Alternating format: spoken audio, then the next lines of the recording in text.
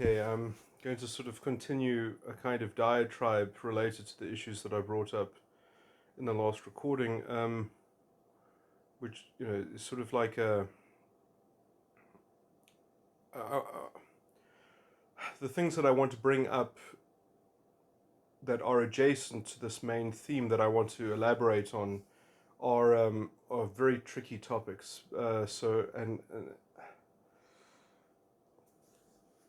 Or at least they're very sensitive topics. So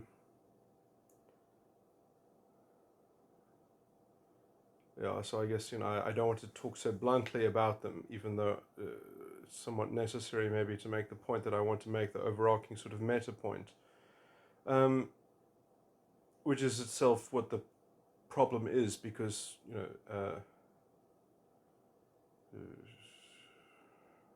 it's from the Islamic point of view, it's presumptuous and essentially blasphemous, because Islam, in some senses, is not meant to be understood, it's meant to be followed and surrendered to. And there is no sort of political, secular distinction in law, within the field of law.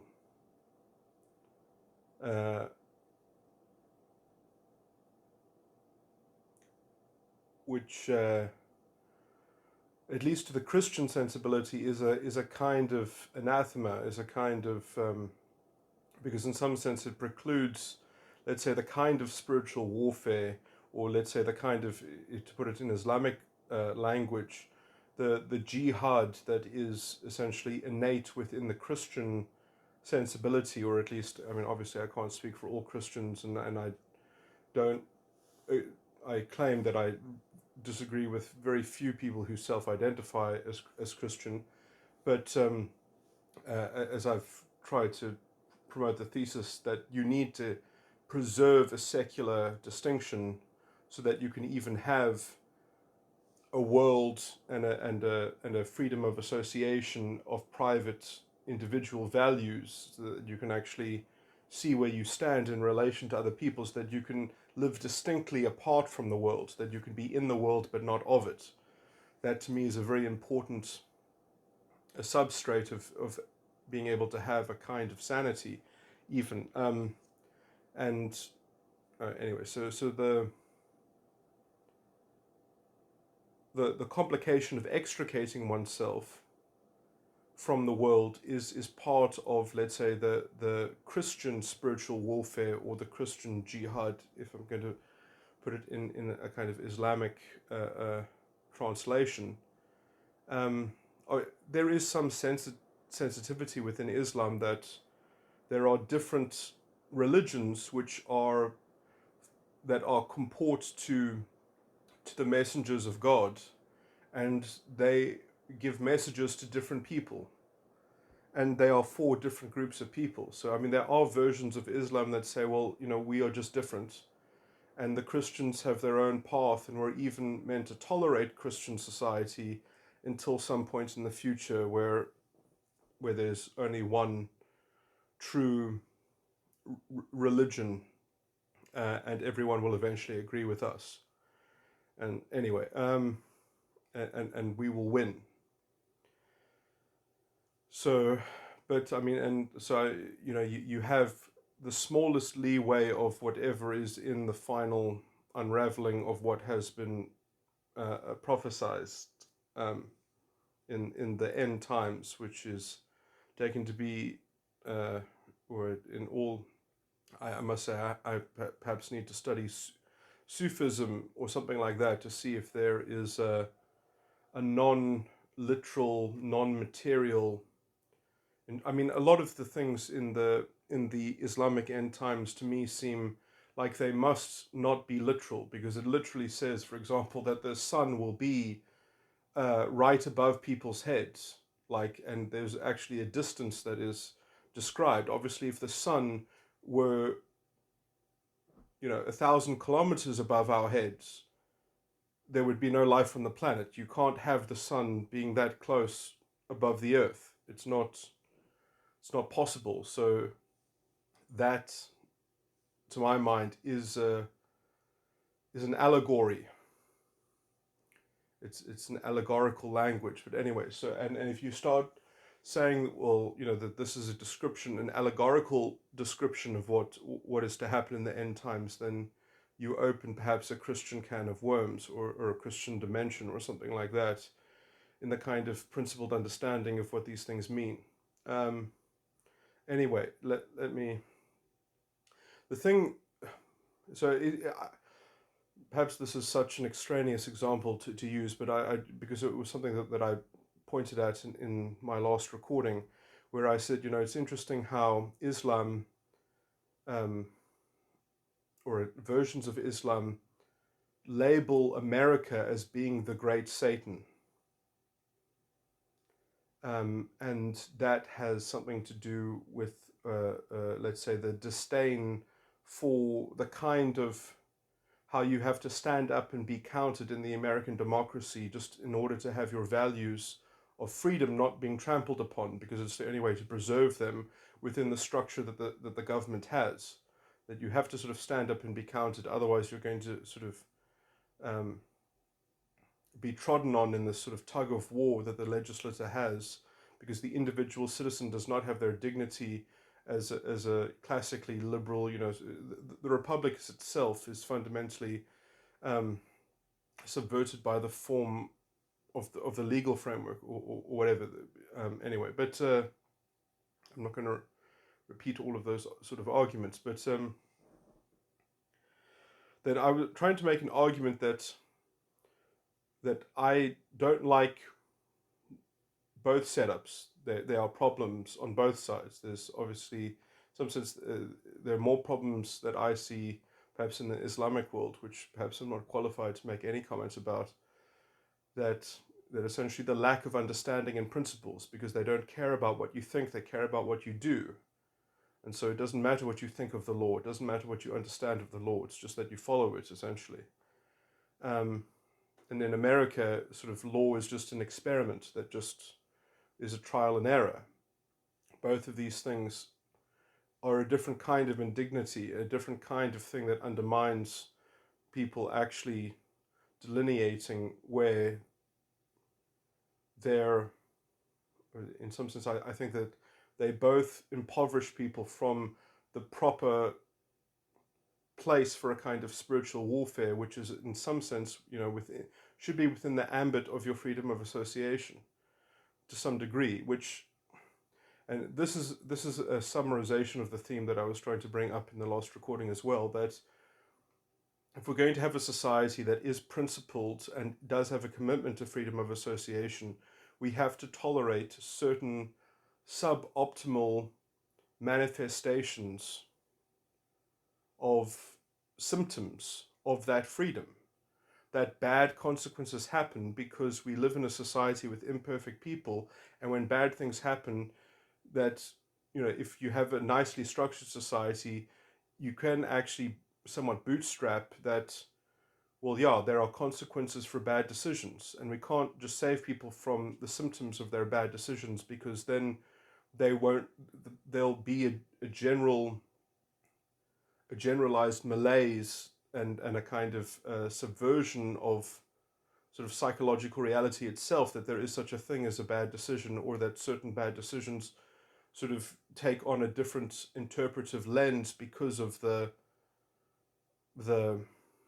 compensatory, sort of skewing of the framework of the whole structure. You shift the moral burden onto the collective, onto the state, instead of onto the individual where it needs to be, so that you can actually have a culture of spiritual warfare, as it were. Okay, that might sound inflammatory or something like that, but I mean that's the kind of spiritual warfare that people develop, that people need to develop through, otherwise they don't have discerning in their own lives. And in some sense, the best way that I can encapsulate what I mean by spiritual warfare is that people have to be challenged by an external locus of control, and they have to grow from it and preserve an internal locus of control. That's the kind of spiritual warfare that I'm talking about, is that your ability to be quicker than a reactive mentality, than developing a reactive mentality. That is how you preserve sanity. That is how you preserve a living spirit of freedom and self-determinism and an internal locus of control, so that you can actually be responsible and be a spiritual agent in that sense, and not relegate it into some slave morality instead. Okay, so that, I think, is the crucible that is needed, at least in somewhat of the Christian worldview, and in some sense, I've tried to even describe that. That was essentially the one law that Christians and that Jesus was essentially directly in contravention of, although this is not directly sort of described in the scriptures, but Jesus broke the law because there was no freedom of association, there was no right of assembly, and that was the one thing that Jesus was basically transgressing. But otherwise, he said, "Render unto Caesar what belongs to Caesar." And I do think that essentially what that teaching on this issue amounts to is that we do need to have a secular, non-Christian cauldron, and the personal, private values and spiritual warfare and crucible within a freedom of association, which is distinct from the state, that is distinct from a secular public framework. And without these distinctions, it's very hard to actually have harmonious relations, I would even argue, without certain structures. It's sort of like you think, oh, well, money is evil because the love of money leads to bad things. Well, maybe we need to be challenged by keeping money and keeping the love of money, because then at least we have a way of measuring how corrupt we are, in terms of, well, we continue to use money, and then we're challenged by, well, do we love money more than other things that are spiritually important, or something like that. So the problem is not to remove the money, it's to confront the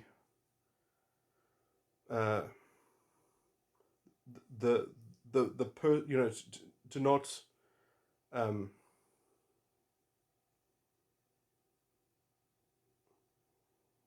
to confront the challenge directly or head on, or something like that. So I mean, a lot of this kind of spiritual warfare, I mean, that sounds a bit hyperbolic in terms of how I see it actually being responsibly inculcated into people. I mean, sort of the general solution to this, I think, is a kind of pedagogy. If you want to have a more sane society, you would perhaps essentially have some kind of counseling, or some kind of, I mean, essentially, it's very hard to educate people into having an internal locus of control. It's almost a paradox. In some sense, all you can do is try to sort of give them examples of overcoming an external locus of control, and challenging them with, sort of external locuses of control on a certain gradient scale, so that they can work out how to reframe and outsmart, and not sort of work out a worldview in which they are essentially reacting to an external locus of control, which they sort of constellate around, or which they see themselves as being a pawn of, or a kind of, I don't know, in some sense, I think that the way to educate these sorts of things is sort of, through probably also sort of great literature, culture with a capital C, and also perhaps some kind of sort of game playing, where it's obvious that the game is exploring an abstraction of certain levels of certain issues that people can sort of use as a tool or an instrument to deconstruct certain things, and to work out how to I mean, in some sense, I mean, this might sound a bit crazy, but one of the ways you could do it is you could have a school that has a certain power structure, or a certain, when I say power structure, I mean like has certain rules, but then also has mechanisms that allow for people to change those rules or to modulate those rules, that it has certain procedures so that people can see that, like, how there are avenues of procedural redress and of, sort of, um, you know, showing people the kind of how process and procedure has mechanisms of of being able to extract reasonableness out of authority, that you can compel authority to sort of to justify itself, and sort of show people the kind of um, the general tools of persuasion and negotiation, and sort of how this comes down to very serious issues, and how those issues, the things are done for good reason, and that there is reason behind things, otherwise it's sort of subject to renegotiation or something like that, so that you empower people that there are principles behind things, and sort of uh, mastery over principles is what allows one, in some sense, to be somewhat able, more able and more able to coordinate with others when you see that you have shared principles, and then you can operate on the level of sort of consent, and things like that, um, and then you can see that also that harmony, or the lack thereof, is a symptom essentially of not sharing values and not coordinating, because there isn't a platform or an edifice of coordination, because there's no transparency in values, or there's just no connection between the structure and reasonableness and processes that are values or principled in their constitution. Um,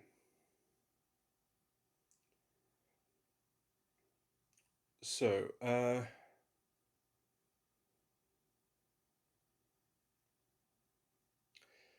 yeah, so turning schools into having some aspects of them which are, let's say, models of, in some sense, making them, sort of have aspects which make them seem almost like courts, that they have like many judicial functions within their administration, or they have many, sort of, teaching people how to argue and things like that. I mean, that might, anyway, I mean, that might seem a bit, but essentially that you need a model of some kind of holistic structure. I mean, how I would even say is, okay, we've got a very, I mean, if I were to sort of create a school, and this is very imaginative and speculative, but let me just say that you would perhaps start off by saying, well, this is a very special curriculum. We're not just teaching people here like facts and knowledge, we're teaching them also a kind of moral philosophy. And there is an ethos around this school, and it's about essentially having an internal locus of control and holding on to that, and that's essentially part of the curriculum. And it's a kind of moral philosophy that has a lot of critical thinking built into it, and that that is aware of the arguments on both sides, but also like a,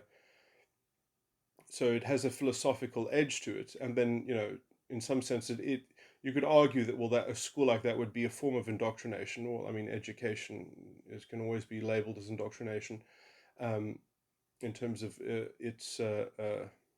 mean, I mean, how I would, I don't think that it's necessarily a negative to call something indoctrination. The question is substantively, well, can its doctrine be justified? And essentially, if you're going to be honest, if you're going to really have a doctrine that is empowering to people, you should at least know what the major counter arguments are to it. And so, I mean, I would think that in some sense, this is the kind of moral philosophy that requires you to know more about the the the alternative schools of thought and how they manifest, and in some sense tracking how, because in some sense I would even argue that this moral philosophy of having an internal locus of control is the natural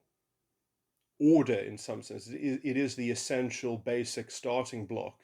of how your intellect even works. And in some sense, the only way to hold on to it is to be appraised of manifestations of reactive mentality, so that you can disentangle yourself from it and disambiguate that from your own thought processes and how you order your worldview and things like that. So in some sense, it's only a study in other people. It's only a study in the countervailing sort of counter arguments and other schools of thought that contradict an internal locus of control. And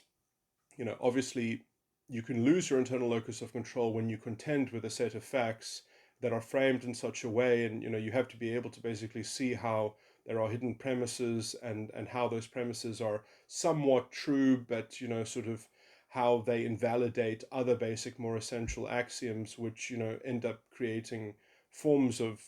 let's say, insanity, or just strange sort of worldviews, which end up sort of being tautological, or whatever. But yeah, I mean, look, epistemic responsibilism, or how I would even describe it, as being a complete nihilist, as it has been described by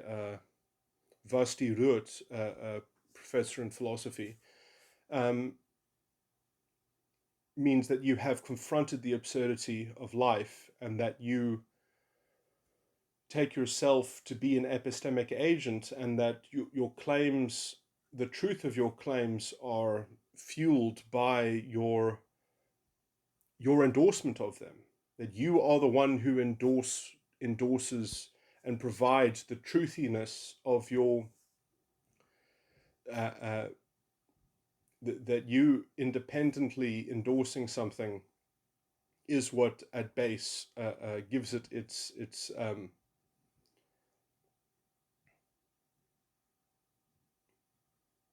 or in terms of the commitment to your own values, essentially, because that is essentially a kind of that is a leap to some degree. Well, I mean, it's such a natural leap that I think that this is what sort of Aristotle describes as sort of the theory of recollection. Oh, sorry, is that also basically Platonic as well? That the ideal forms are almost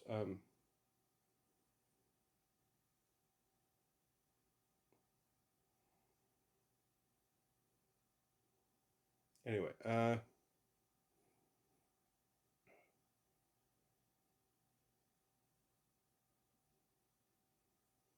Anyway, that's a bit embarrassing, me trying to talk about these things, and perhaps referencing the wrong. I mean, perhaps it's also both, I think. But I mean, in some sense, the ideal forms are a priori, and I believe it was Aristotle who had an idea of recollected knowledge, that all knowledge is just a kind of recollection within the soul. But anyway, at the very least, it resonates highly with the Platonic ideal form sort of conception, or system. Um, anyway, let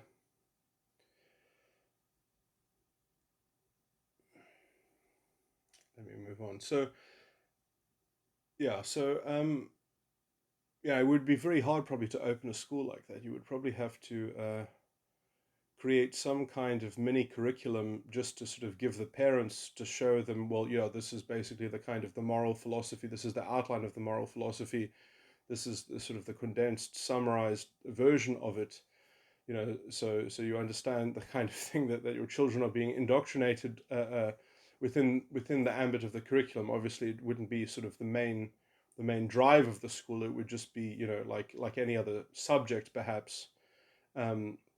but it would inform the general sort of ethos in terms of how the school would be. Which might, I mean, I must say, I don't have that much experience, but it might be of some kind of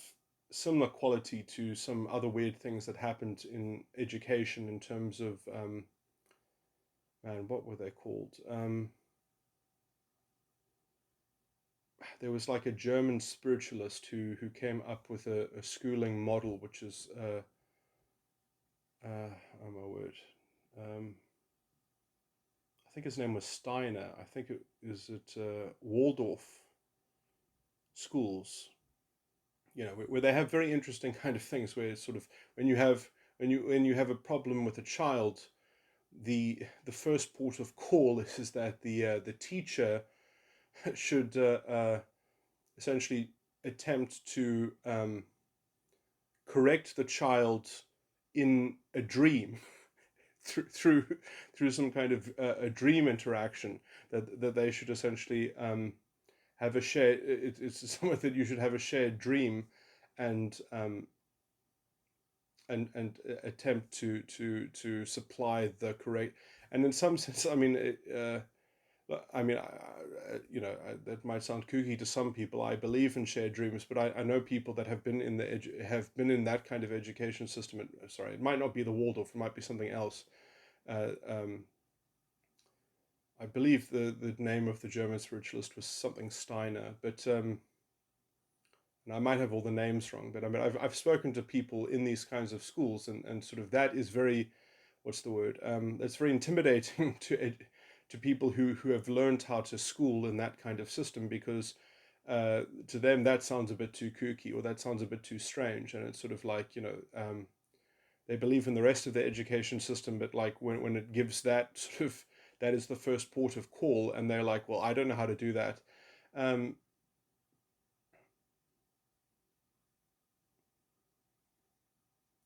but you can see how there is also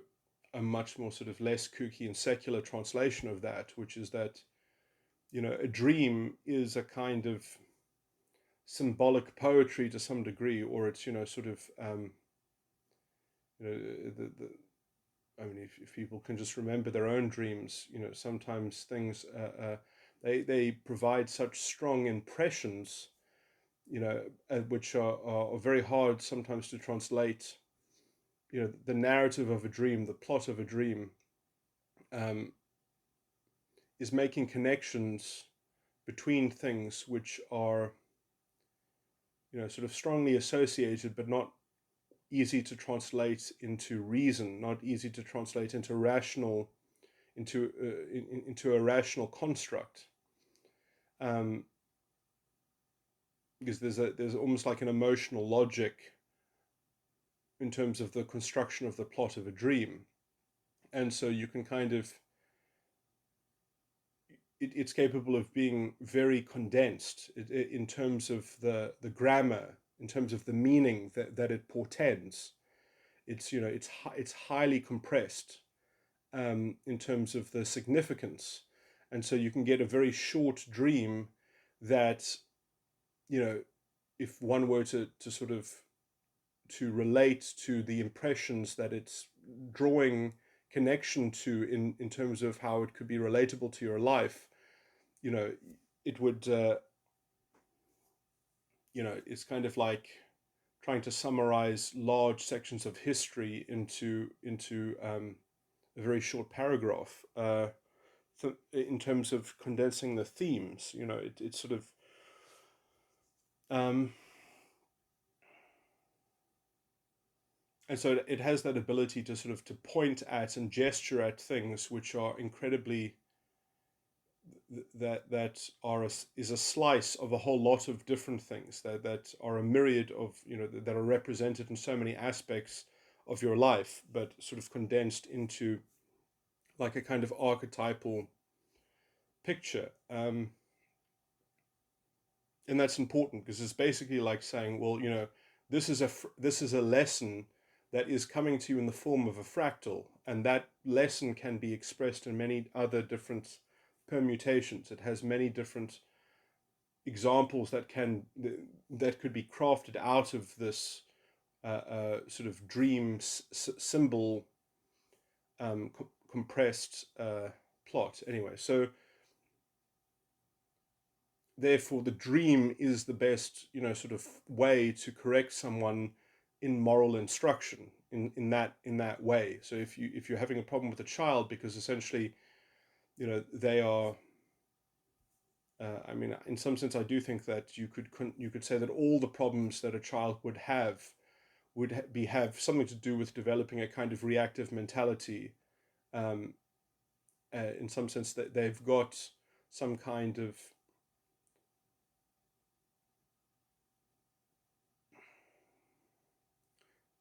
I mean, this doesn't help to say it like this, but because this is just a label, but essentially they've got some kind of association or some kind of curiosity or some kind of investment or some kind of impression that they have received of some kind of external locus of control, and they are in the process of uh, uh, dancing with it or relating to it, or sort of wrestling with it perhaps, or trying to be on the side of it, or trying to get it to be its ally or something like that. There's this whole myriad of drama that they might be in terms of how they might be interacted with an external locus of control or some symbol of an external locus of control. And the magic, or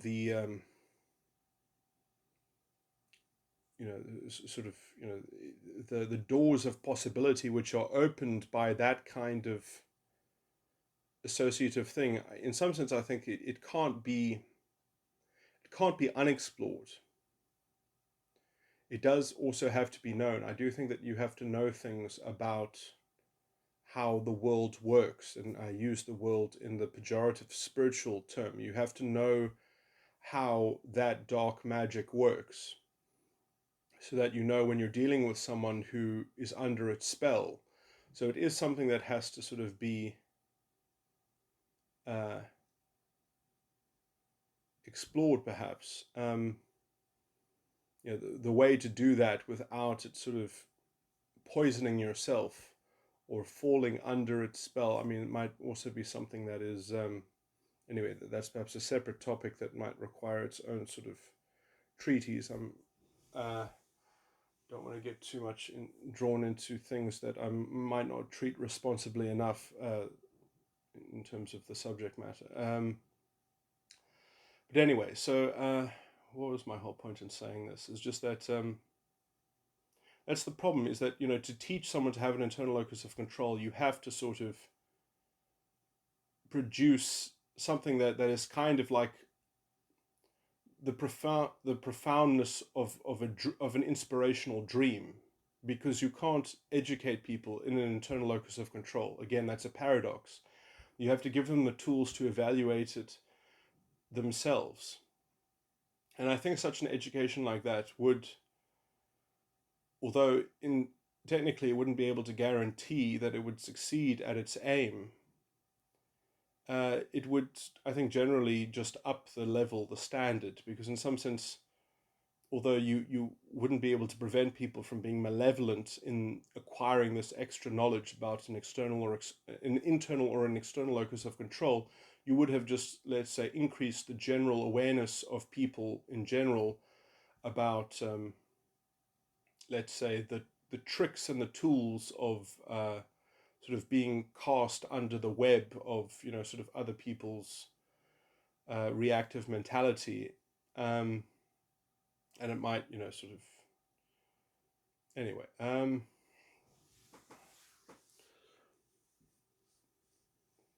So yeah, I mean, what I'm basically trying to say is, you can't, even education in this thing is not winning the spiritual war, because the spiritual war is on the level of the individual. Um,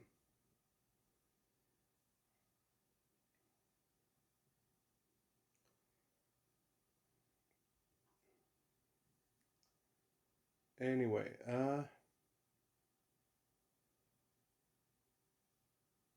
which is also why I think, sort of individual relationships are so basically important. And the people are not fungible, which is which is the kind of malevolent point of view that people get into when they have an external locus of control. Even experience itself, in some sense, that I would generally argue is the sort of the leftist corruption of the state, to a large degree, that they sort of want to make civil society not part of, like, the private sphere of life should not have any impact on people's quality of life, that the state should be the perfect companion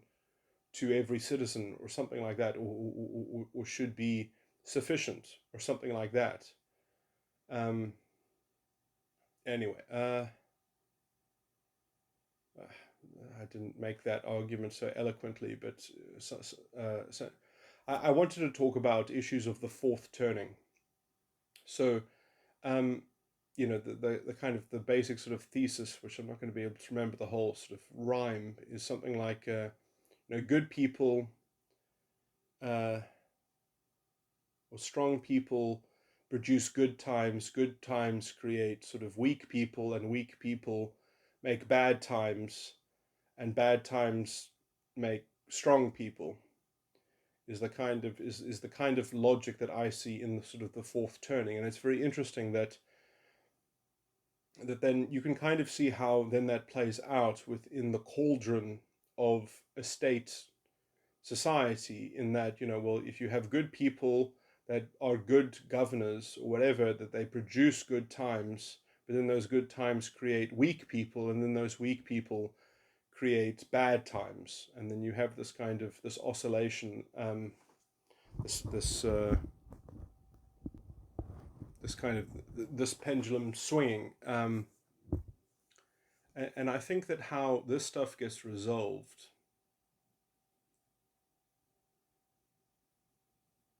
uh, which, I mean, I kind of covered this in my last recording, is that the culture, uh,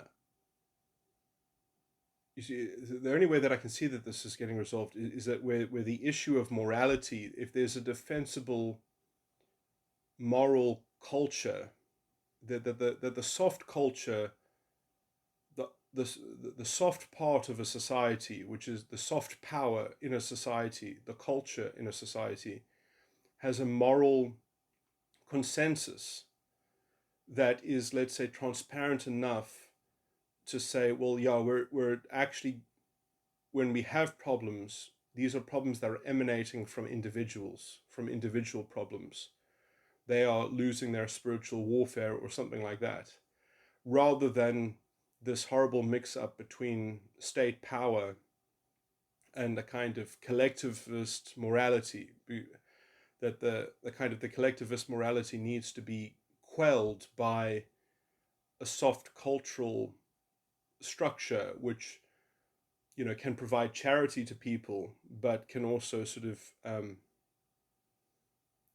say, well, no, I'm not going to give you charity because, you've done this to yourself, and in some sense, you are, uh, creating a moral hazard by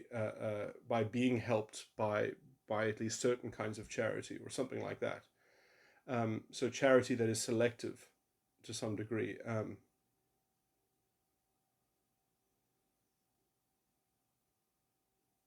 Which the state, in some sense, can't help itself in being not selective, um,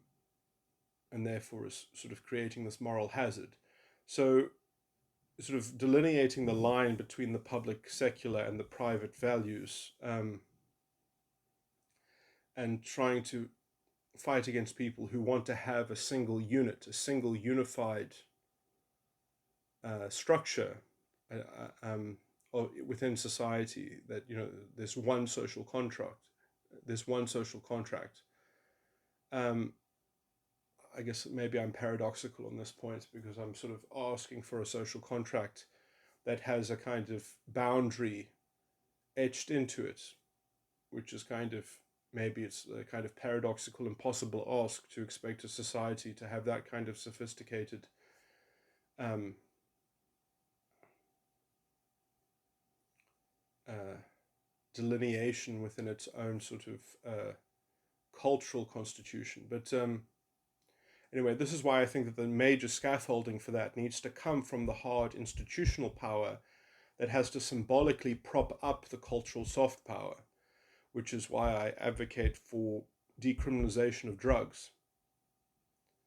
and also for some window of abortion, because of the technical overlap of the right of the autonomy of the female and the right of the unborn child, that both of those rights are concurrent and are real, and therefore there's a gray area there, and we need to sort of secularly respect that gray area so that we can enshrine that the cultural soft power has a place to judge these things, that the cultural soft power has a place to judge people who decide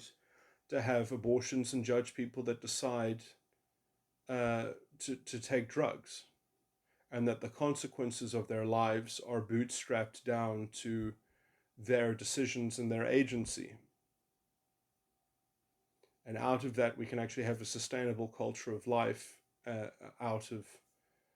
freedoms of association that actually matter. And we get that kind of moral judgment out of the public secular sphere of politics and into the soft power of culture and communities. And we don't have this horrible merger of state authority and law being the currency of moral authority, that the moral authority is controlled by the soft power, by the freedom of association, by the individual, because in some sense they own their own destinations, they own the consequences of their own actions. And in some sense that means that you are also at some point dependent on your family, dependent on your parents, and therefore you are burdened by the consequences of the quality of your parents. And that is in some sense part of that is something that I think that's a basic thing that needs to be tolerated within a free society. Otherwise you live in a state-led society. And when you live in a state-led society, I think you can't say that you have a free culture. You can't say that you have,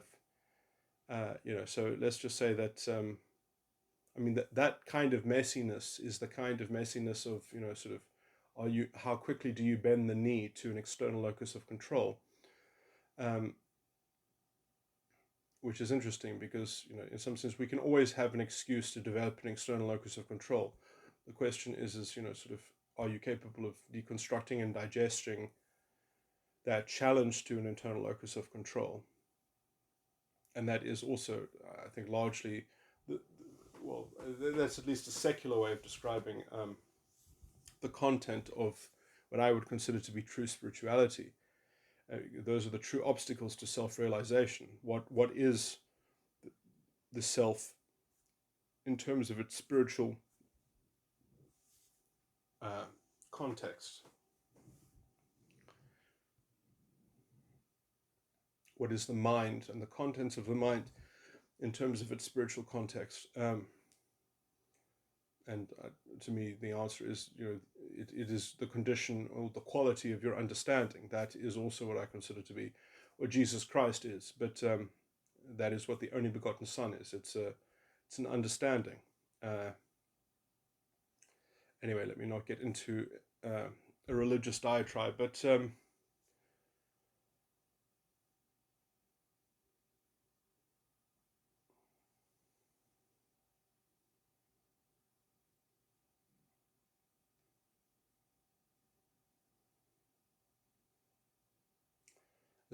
obviously I think that there is a room for charity, and there is a necessary room for charity and education, or at least, sort of developing these things into, but in some sense it doesn't help when you have a general sociological, political structure of a society which has already sort of fallen in so many principled ways that it obscures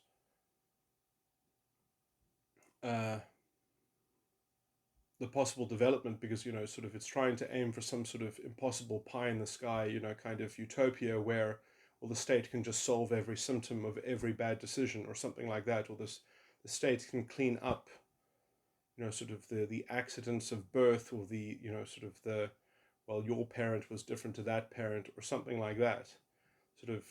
protect people from reality itself in some kind of weird abstraction where people are dislocated from being grounded in any way because their identity is sort of is bestowed upon them by some external locus of control, so that they don't even have a kind of if you don't like your history, if your history was unfair to your group or something like that, you can just kind of reorientate and relitigate history through the present. It's that kind of strange kind of time travel bullshit. It's just the level of sort of self-delusional decadence, and obviously you can always come up with sympathetic excuses as to why people should be allowed to indulge in that, because that because you can make some kind of comparative envy, sort of argument. Well, obviously some people are driven towards that because somebody else had something so much easier or better, so these people have to be sort of lost in their own strange sort of historical imagination. It's a kind of addiction. It's a kind of drug. It's a kind of narcotic.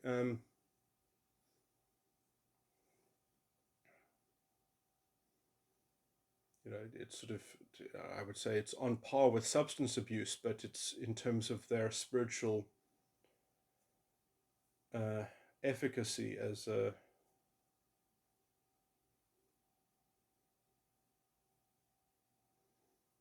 again, you can always, the internal locus of control versus the external locus of control, or epistemic responsibilism versus epistemic reliabilism, where people just want to rely on some excuse or some token or some idolatry, essentially, is what epistemic reliabilism, I believe that's what it sort of boils down to. But anyway,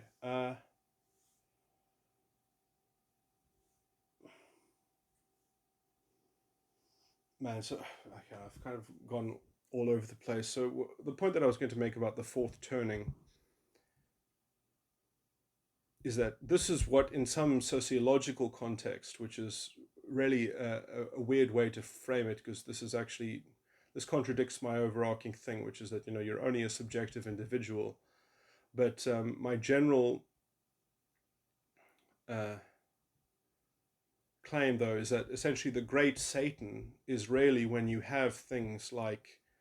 Islam calling America the great Satan, and there's a kind of intractable conflict between those two insoluble positions, where to my mind they are both defective, they are both deficient. And in some sense I think that America is maybe closer to being fixed, potentially, or obviously we would need a kind of constitutional revolution, but anyway, but let's say culturally I would say that America is potentially capable within one of its states of developing let's say the kind of solution that that I've outlined, or something like that. If America could do that,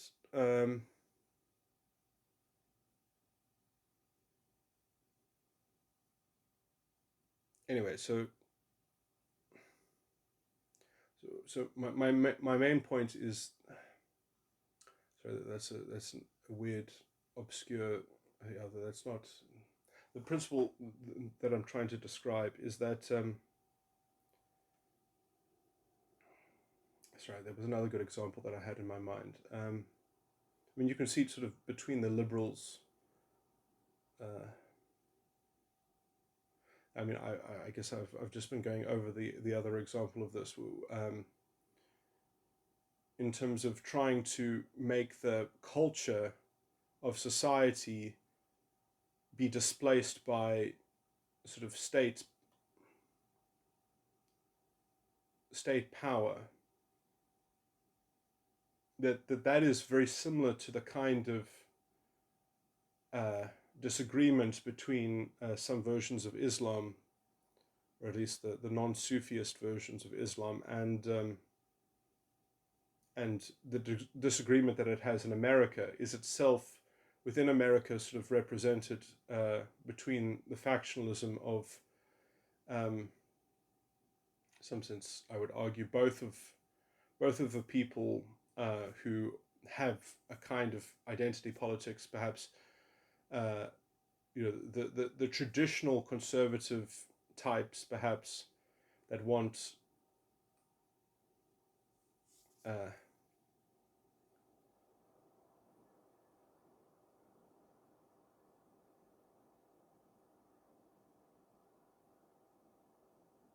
because in some sense you could still have traditional values within a society, it just being promulgated by individuals choosing to culturally have those views. You know, that those things could just be mediated in some sense by the soft power, by culture. Um, by the sense of morality within a society.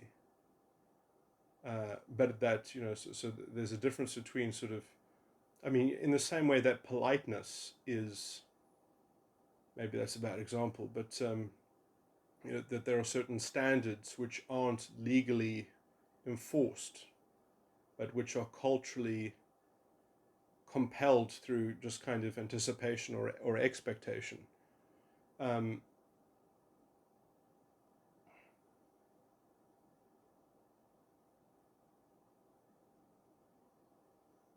and the idea that highly convicted beliefs and values are not given legal expression or manifestation, uh,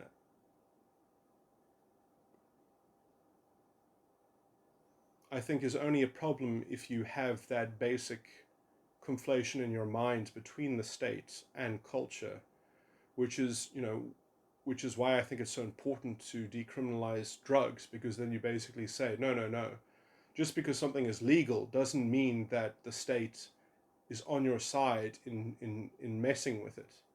That the state actually allows you to do lots of things which we know are stupid, but you can legally do them. But don't expect society to pick up the tab. Don't expect society to pay for you or to extract charity from individuals. Like that, you can't count on both of those things. And that kind of maturity, in some sense, bootstraps some sense of self determinism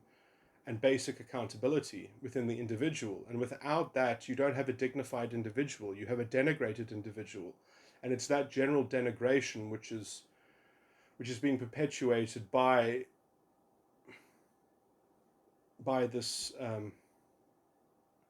never-ending seesaw of a kind of just an inability to have a boundary between the secular public and the private partisan value or spiritual warfare or whatever you want to. I mean, look, then maybe that's an inflammatory way to say it, but uh, I mean, when I use spiritual warfare, I'm trying to draw on almost the Islamic translation of jihad to some degree, but in the individual private sphere.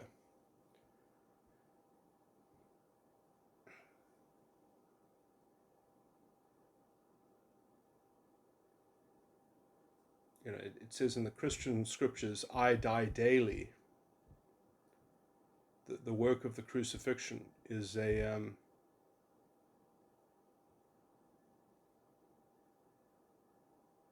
crucifixion of the fleshly thinking is an ongoing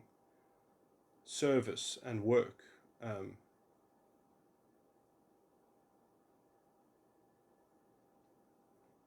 Being in the world and not of it. Being in the external locus of control, but not of the external locus of control, contending with it.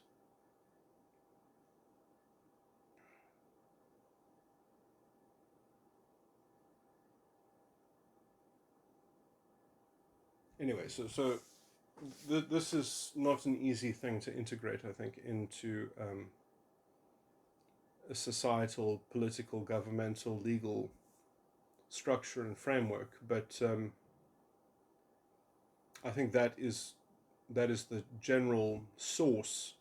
or vector of the toxin that we sit with. And if we don't redraw those boundaries, or we don't reassert some kind of basic bootstrapping of sanity and accountability, our conception of what an individual is, our conception of what a human being is, in some sense, of what people are, is going to continue on this spiraling sort of abyssal vortex into a more voided and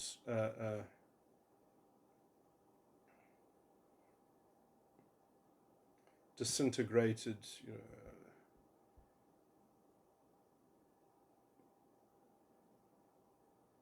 nightmare of some kind,